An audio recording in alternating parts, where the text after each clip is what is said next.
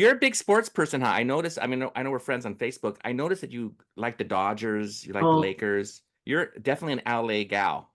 I am.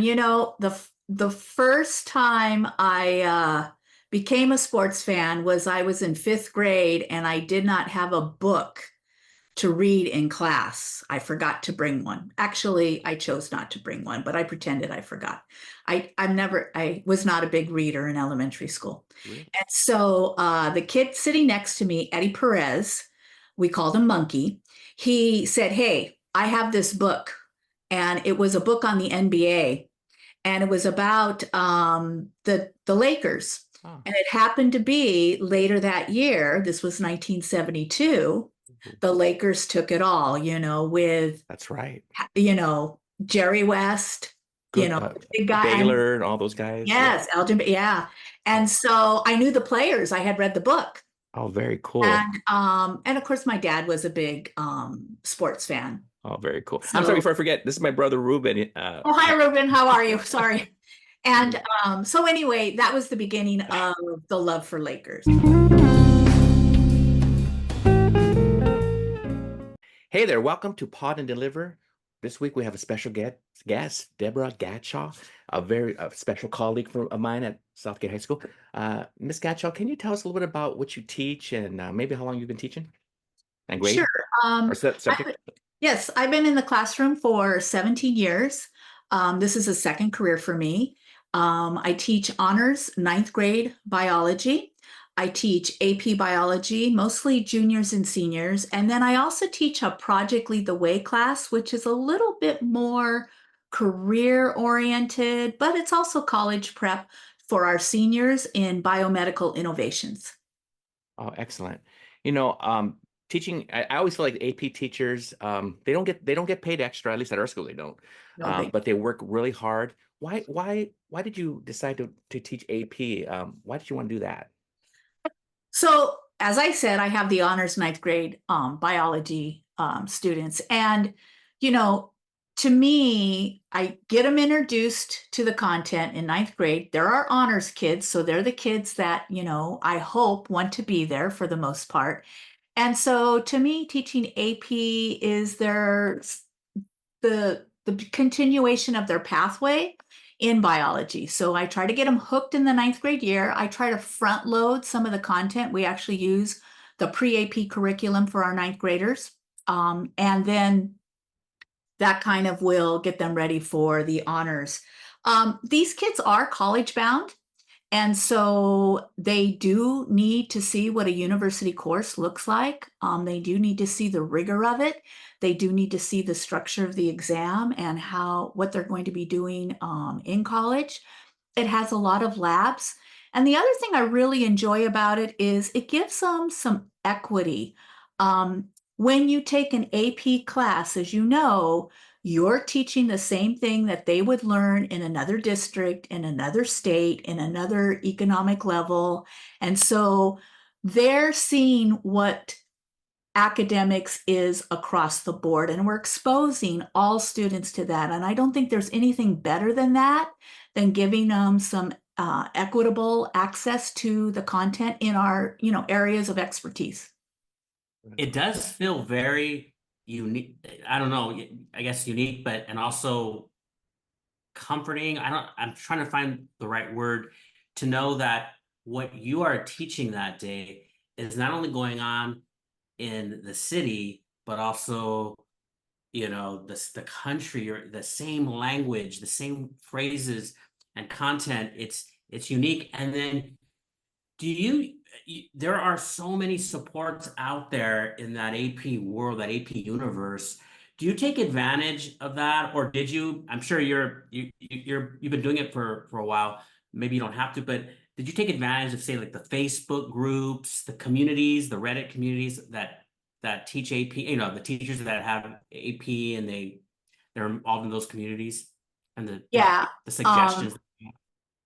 So the first year that I was told that I would have the possibility of having an AP class, of course, I went to an AP Institute here locally in Southern California and did the 5 days. And, at lunch, you met people across the continent and all of that, and at other schools and, all and what have you. So you get a good basis. The woman who taught it was a professor at the University of Georgia. And so she had taught at the high school level, but now she was teaching at the university level. So she really kind of helped me with the rigor as to what to set the tone for the course. So that was my beginning of my journey.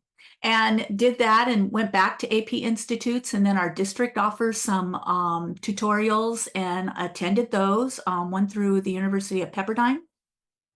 And that was fabulous, couple day workshops.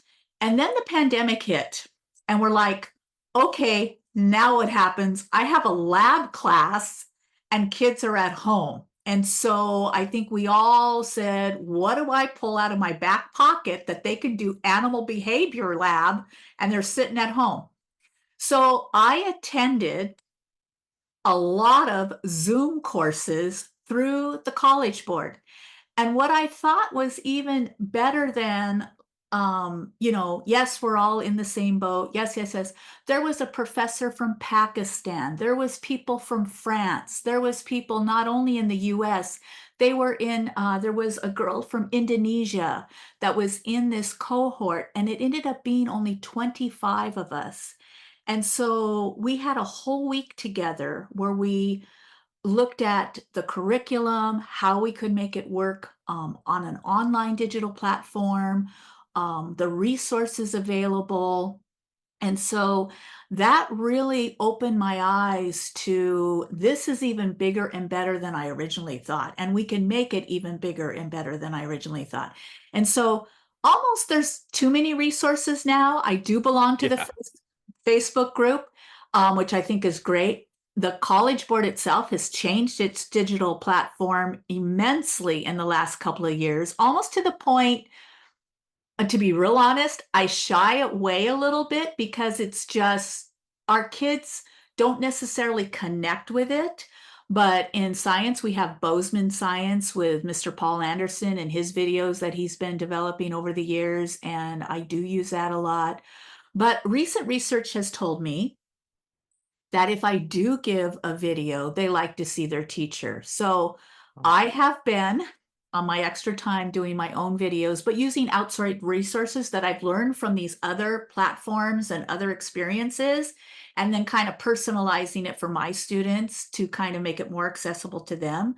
So yes, there's a lot. And yes, I am constantly reinventing the wheel to make it fresh and new and better. But what I just did the isopod lab, which is basically kids play with roly polies. Okay. And, it's a Okay. fun lab. It took a couple days, but there's so much out there about animal behavior that we all do this lab number 11, it's called, that the kids had a hoot. I put a couple of the links in our Schoology platform of other students doing the same lab and the results that they got and what have you. And you could see the connection on their face.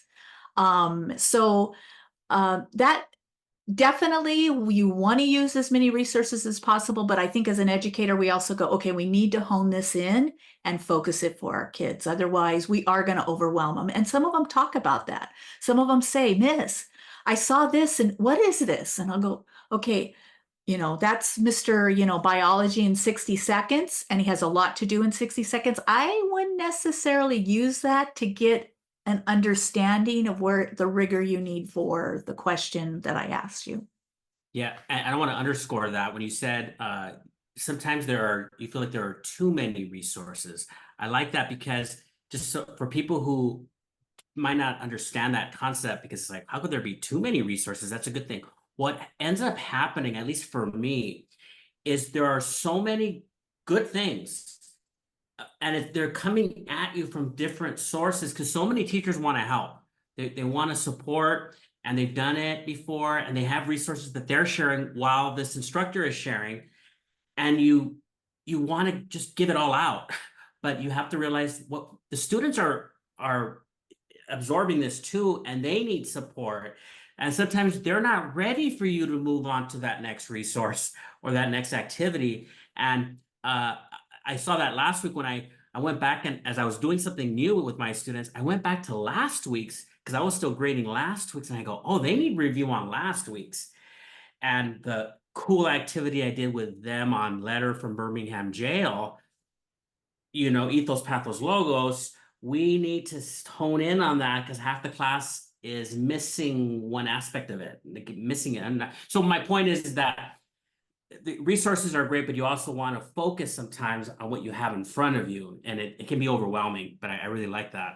And like how I try to manage that, because I do also get over, I mean, I was just talking to some colleagues this week and they're like, oh, I do this. And I go, oh, okay.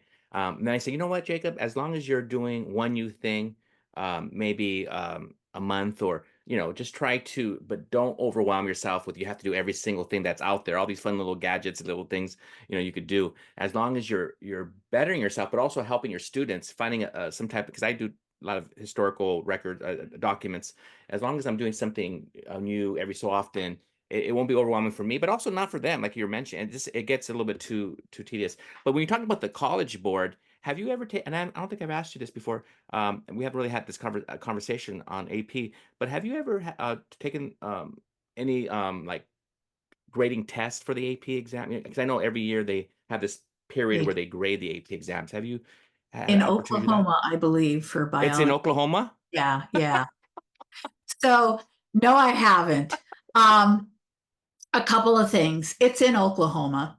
It is, I think, I can't remember, but it's like the first or second week of June, which is pretty much when I'm trying to get my freshmen out the door and in a decent place. But not to say that I don't think I would enjoy it, but when I look at the Facebook platform of my colleagues across the nation that do go, it does seem like it's quite a commitment and quite a distraction from what I need to do at my school site. I'm on the instructional leadership team. We usually have an important meeting that time of year. I'm also on the LSLC, which is our council for setting up the dates for the following year and looking at test scores and looking at our school's data. So I just kind of found it would be probably a distraction. Not to say I wouldn't want the experience, but the timing usually is a little bit off for me. Right. You're one of the 20% that does 80% of the stuff on campus. So we appreciate you. And I think people know that. I mean, there's these people, and people know Miss Gatchell is a hard worker and does a lot of different things on campus. But you know what? Those people I'm are glad needed. it looks that way. Oh, wow. I tell you, it not only looks like it's true. And I have many of your students, and they're always singing your praises, and they know that you're working hard for them. So you're gonna say something, Ruben? I'm sorry. I have a question, I guess, for both of you. I'd be curious about your student population in terms of their receptivity to the content. uh, well, first let me ask, you said you teach an English 9 honors, an AP Bio, and then you have a project type of class. Do you have anything that's not honors or AP, Miss Deborah? No. No. So even with then even with those Taken students, years to do that. okay. Okay, so because I don't know there's different type pockets of populations in LA, and I've taught everywhere, including not Southgate, but near Southgate. But do you find the student reception to the content, student engagement pretty high or medium, low? What would you say? And then I'll be curious about you too, Jacob. Okay, so although it's an honors class, I do have students currently with a 0.98 GPA. So that tells me they haven't been successful in high school. And I've talked to their parents, obviously, and I've talked to the student individually. And, there's just a lack of interest in academics. The student, when they were in second grade, I believe, tested GATE. They're gifted. So because they tested gate, their counselor put them in the honors class. And I understand that. If I was a counselor and I looked at the potential and I have a growth mindset, yeah, I want to put that student in an honors class because they have the potential. They haven't done it yet, but they have the potential, and I'm good with that. But so although it's all honors, it doesn't necessarily mean that my students come with the skills of an honor student. In fact, this year is quite the challenge. I was teaching organelles and I basically thought I was doing a review lesson. Like, you've had organelles, you all made the styrofoam thing in 7th grade, and labeled everything. We did that, right? I did that when I was a kid. You did that when I was a kid. It's all good. And as I'm going through and I'm talking about the nucleus and the DNA and all this stuff, and they're writing things down, yes, yes, yes, yes, I get to things like the endoplasmic reticulum, and they just look at me like.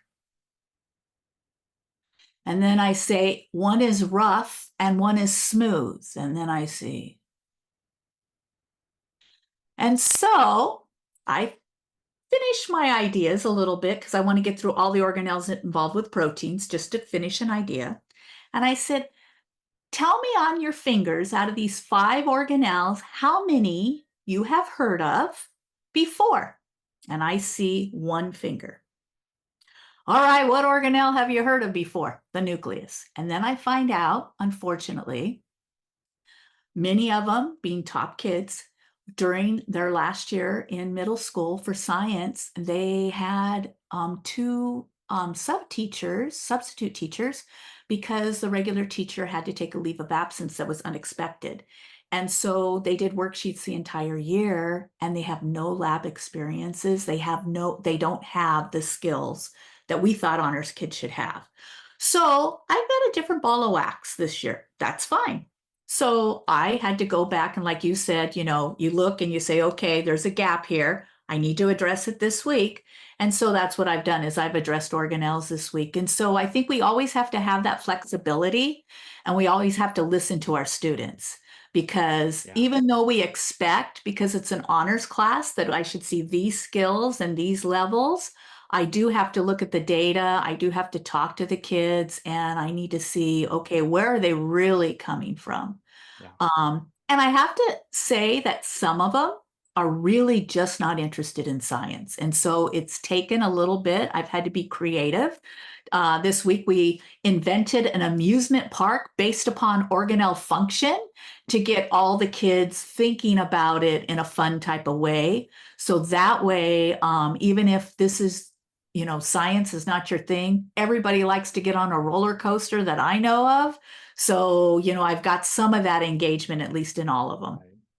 No, I'm with you.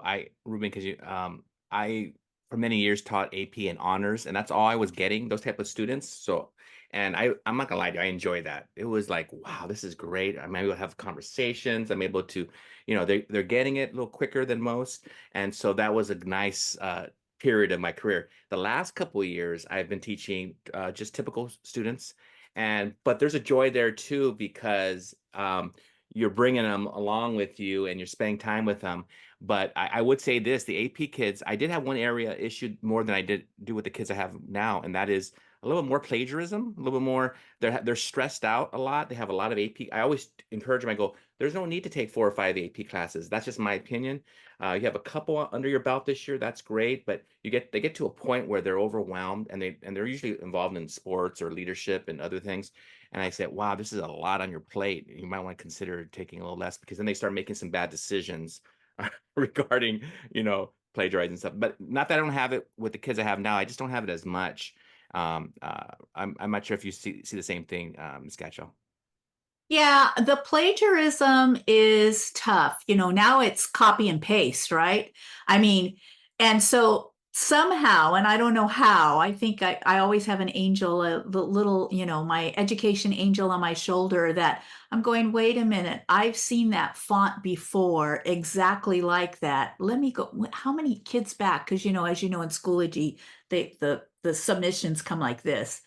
That was like 4 kids ago. Let me go back, and I look, and oh yeah, they only changed the color of the text. Okay. So I print them out and I call them up very quietly, you know, the next time I see them, and I say, okay, so who actually did the work? And then I say, you know what? Don't even answer that question.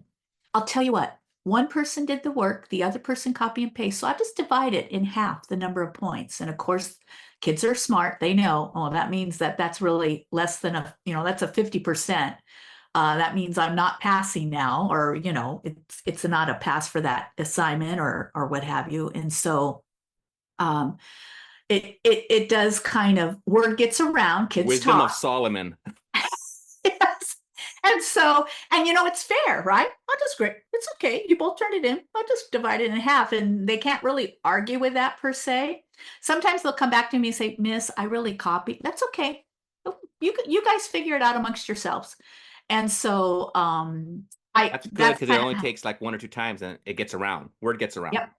real quick. And that It seems actually to help. happened. A kid told me this a couple years ago that you did that, and they were frustrated. I go, well, you learned your lesson. You know, you ain't going to do that again. You know, Yeah, so yeah. So that's one of the ways I handle plagiarism. And another way I have to be really honest is some of the things that I'm doing that I really need them to express. I need to see their personal performance level. I did it just yesterday. I gave an FRQ, a free response question in class. It was pencil and paper.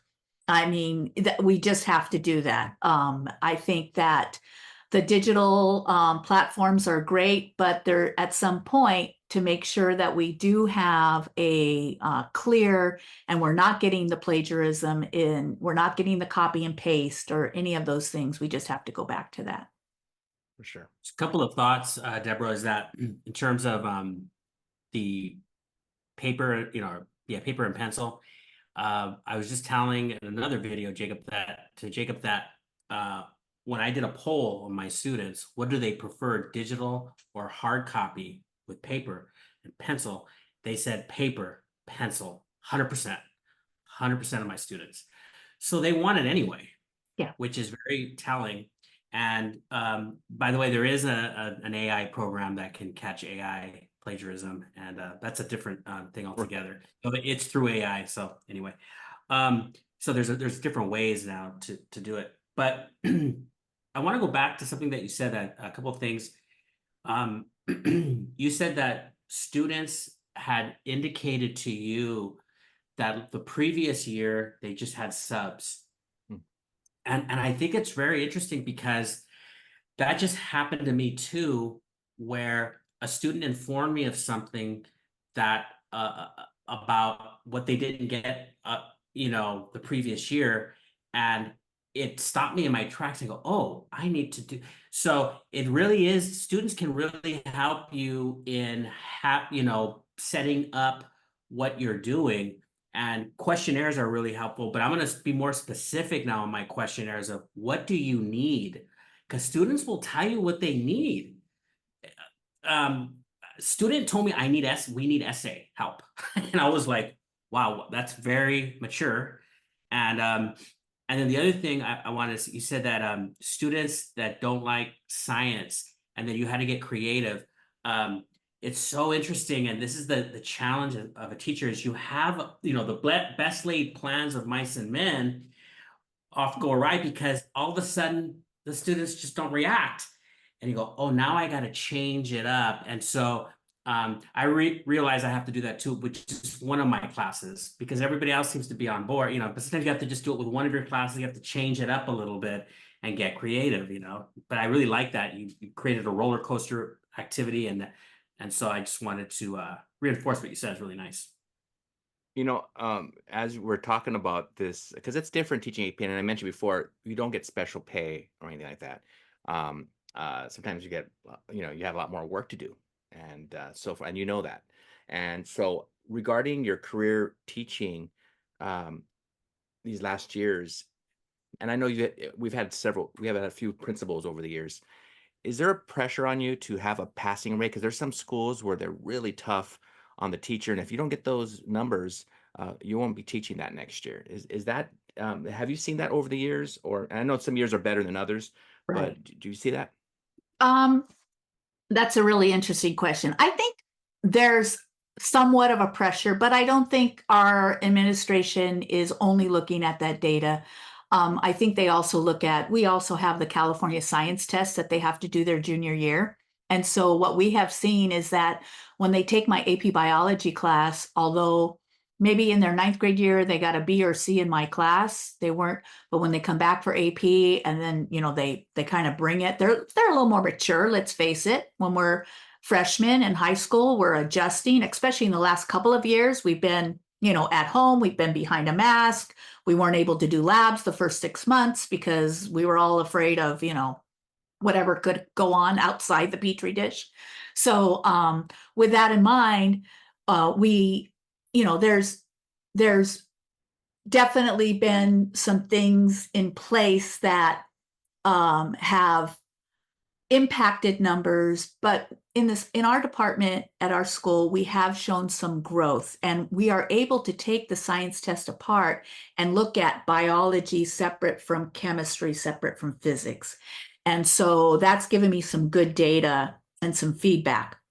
It's also given my administrator and his administrator the same information, needless to say.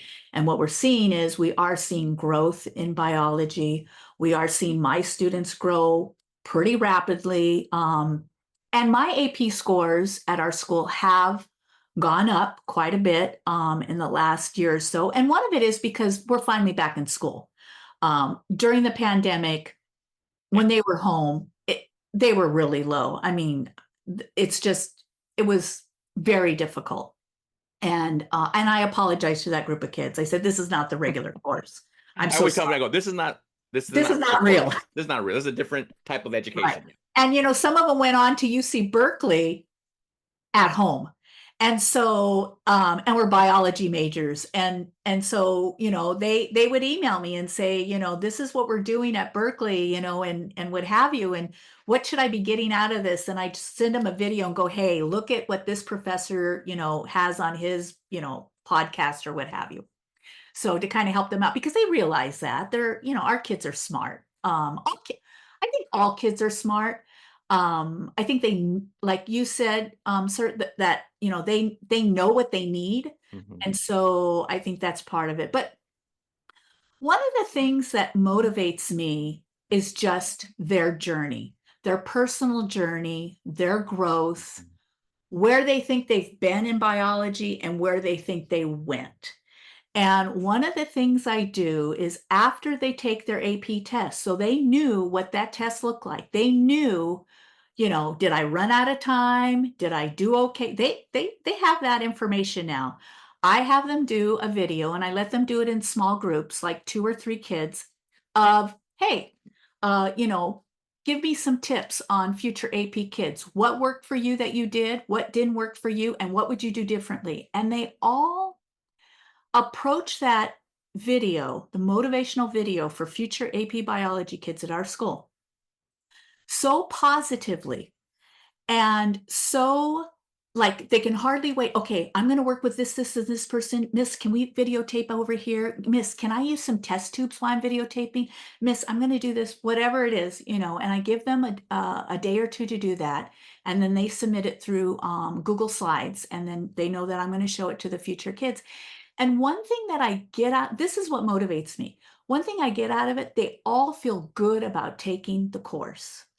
And to me, that's what it's all about. We all start out at different places. We all end up at different places. Some of us get the 5 and some of us got a 2. But did we grow? Absolutely. And that's what they all talk about. And what I find to be so insightful is they all feel like they have good advice to give the next generation, the next year's AP student. And so to me, that's, yes, I look at the test scores. Yes, we all do. And yes, I want more kids to pass. But when it's all said and done, they're better equipped than they were before they took the course, and they know it. And that's the important part, right? Yep. Yeah. Oh, wow. Yeah, That's I think a great activity. Having to make a video for the next week's, it's great in many ways. It's a service project if you think about it, and it's also a demonstration of student learning. because hey, this is what I learned. This is what I need to avoid next time. It could be part of a final. You know, you could really put it through different lenses, but I've never heard of that activity. So I really appreciate it. Hope you don't mind if I steal it. Absolutely take it. That's great. A couple of things. I really want us to. I wanted to talk about National Board, but maybe if you're okay, maybe in the future we could have an episode of just National Board. Maybe we'll Sure. invite another one of our colleagues on, just so we could Okay. talk about that. Just because there's been a couple of teachers that have approached me recently regarding that, and I said, oh yeah, so I talked to them about it. So I think that it might be profitable for people to see something like that and hear it. Yeah. Yeah. And so, but before we let you go, and again, thank you for being on and talking AP, because I don't do it anymore, but I did it for many, many years. And he's starting his journey. But actually, before I ask this last thing, do you have any advice to a new AP teacher that you would give? You Someone know, like I think the nice thing about being part of the AP community is that you are a part of a community of teachers, across the board, that we all have the same vision. I think when you say you're willing to teach an AP class, because you do have to put yourself out there. And I think by doing that, you automatically have a connection with other AP teachers. I mean, you can feel it. And so I just say take that connection, and just like you said, can I steal this? And my response is, well, of course. Is just do that, just make those connections, get those goosebumps when you talk about your kids and you talk about what you're teaching, and this is at the rigor that the kids in New Haven, Connecticut are getting, that the kids in Miami are getting, and what have you, because the kids in London are getting. I mean, and I let my kids know that this is something bigger and better than just our school site. This is a big deal. And I congratulate you for taking that on, and appreciate you, because it is a lot of work. But to me, it's just so rewarding. How could you not? thank you for Thank you, sharing Deborah. I that. appreciate it. One last thing before we let you go. I notice well, on social media, I'll say this, that I think you're a foodie. It just seems that way. Yes, I am. And I see some places you go, I go, "Oh, I'm gonna try that." What's your go-to place? And you don't, I mean, we're not gonna say where we live. I believe you and I live very close to each other, and I don't know where you're at, but I'm pretty sure. But what's your go-to place that you just love going to and you enjoy a meal there? I know Well, that's you throwing at you. know, There's a lot of places I know. there's a lot of places. And There is. being in Southern California, depends what mood we're in, right? So Right. um uh if I need the ocean, you got to have breakfast at Schooner or Later, right? Early. Oh, I never had it. I'm gonna do that. Oh, it's fabulous. Okay. It's down in Long Beach, and Sooner or later. Okay. Schooner or Later. Yeah, you got to get there early. I'm gonna go there. Otherwise, you will wait over an hour. It's Uh, outside uh, dining. The yachts come in and out, and it's just a the owner usually has breakfast there every Sunday. Oh, So I'm gonna he do it. comes in with his on his boat. He comes in, what have you. But Oh, it's all outdoors pretty much. oh, And it's good food. It's a good variety. They have a great menu. They also do lunch there, but I just okay. But it's a breakfast. breakfast. And Ruben, you said Yeah. did you go there? Have you been there too? no, I was gonna say that I believe that place was featured by Guy Fieri in Re- Diners, Drive-ins, and Dives, I Oh, believe. really? Oh, It then should be. yeah. Thank you for that. Let's all do one. You Jacob, and then I'll do one as well. Well, I think you might have been here just because it's close to us, where I think where you and I reside. It's a new restaurant called, I think, 1971. Have you been there? Yes. It The used to be the Italian place. Scaris, Yes. right? And I feel like they just same family still own it, right? But man, I feel like I like what they've done with it. The Oh, drinks, it's right? If fabulous. you like the adult beverage, there's a nice Oh, adult beverage yes. selection, and then Yes. the pasta is homemade, and oh Well, and man, they and have that prime rib thing that they put in that the cheese cheese. wheel. Are I've you had kidding it. It's incredible. me? Oh my gosh, Ruben, can you beat that? I don't think I can beat that, but I will try to give one from my neck of the woods. I'm I'm more in the jealous. downtown LA area, so if you're ever crazy enough to venture out here, If the answer is where do you find yourself most often, to me it's Bottega Louie. Bottega Louie is the only restaurant that I could think of, and I've asked a lot of people this. Is there any place that has coffee in the morning, a bakery that serves some of the best baked goods in the area? So it's operating on that top level of bakery, cafe, and I've had friends I've met up there with them. And then there's also a bar area open at 7 a.m. I don't venture that early, 7 a.m., but some people do. I'm drinking my coffee Yes. and the best pasta I'm and drinking pizza. my coffee at 1 o'clock. Are you kidding me? Oh, me too. Nice. We're all coffee drinkers. So if I had to pick one, it would be Bottega Louie. Well, I will Excellent. take that advice, and I'm gonna have to. I have an ILT in a week, so I might have to venture that way. Very good. Wow, thank you for the recommendations, and thank you again. I really mean it. I've been thinking about you. Like, I really want, and now maybe in the near future we'll bring you on again if you don't mind. And Not a problem. I do thank you for coming on, and we'll see. Well, we'll just tell the audience. Thank you for you coming with us Yes. today, and we'll talk to you soon on Pod and Deliver. Have yourself a good day. Bye bye.